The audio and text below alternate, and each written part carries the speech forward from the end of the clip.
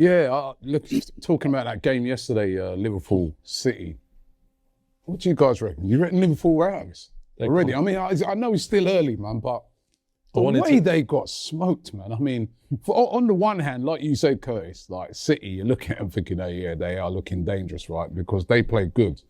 Haaland, Doku, you know what I mean? Like Doku was brilliant.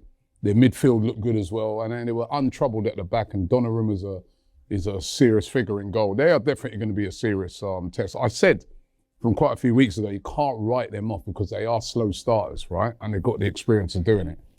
But I was shocked at Liverpool.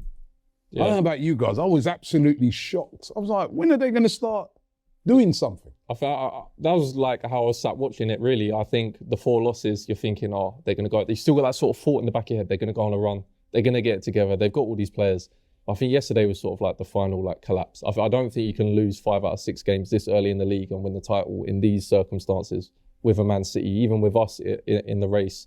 So I think that's them sort of out of it. Clip me, I might be wrong, who knows, but my gut feeling is that they're out of it now. Because they look like they lose more, isn't it? That's the thing. It's not like they lost to a last minute winner and you're thinking, they look really good today and they were unlucky.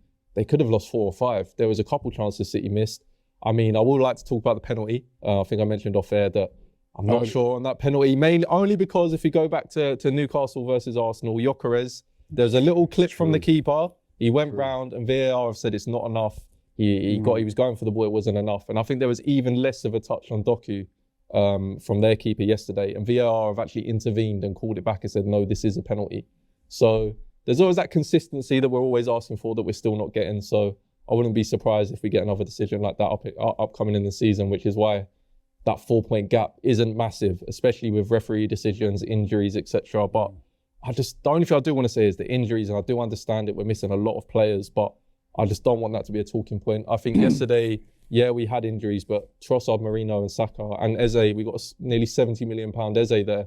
I think they're good enough. I know Sunderland are a really good team, but I think they are good enough. And if you look at City, they've got Ballon d'Or winner missing from their team at the moment, who we used to say was one the glue. guy, though. They haven't got like Lee said. He hasn't the whole front line, but he's the glue to their team. He's a Ballon d'Or winner, and they're missing him. And I'm not hearing them go, we're only starting. But you know what, Jack? Right? What I would say, and this is one thing that's pleased me, right? And I don't know if anybody else has picked up on this, right? We're not moaning about these things. No. After that game, we didn't moan about injuries, and we're not moaning about refereeing decisions and that, because the ref was poor. I thought that referee was really poor. I mean, I'm moaning about it, but I'm saying that Arteta and the players, I never heard them moan about it, and they got treatment up there. Like Saka, the amount of times he got fouled, you know what I mean? I just felt like even their goal, their first goal, never a foul with Zubamendi. I think last year, the year before, Arteta would have made a big deal about that first goal and how it was. He didn't. I've noticed the change in him. It's almost like he's like, all right, you know what? We're just going to get on with it this year. We're not going to moan about those things. We're not going to whinge about those things. I like that. Just keep it moving, you know?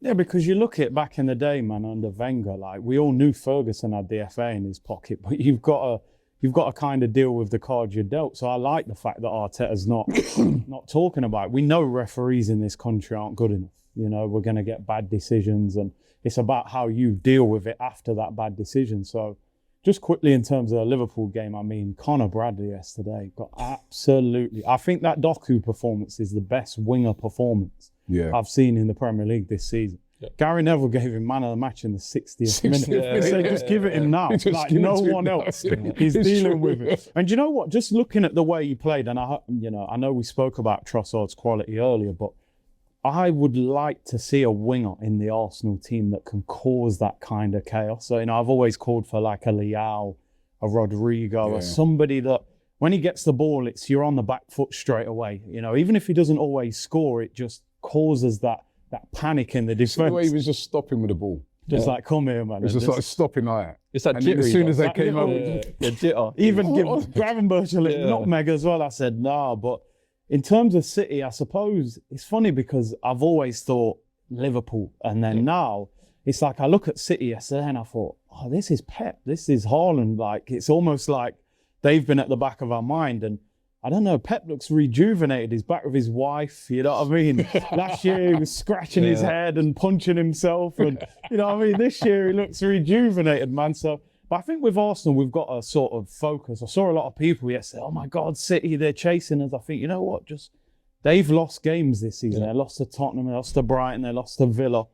We've got a tough run of games after the international break, but we should have 3 or 4 of those players back. I think just stay focused is the main thing I would say to the team.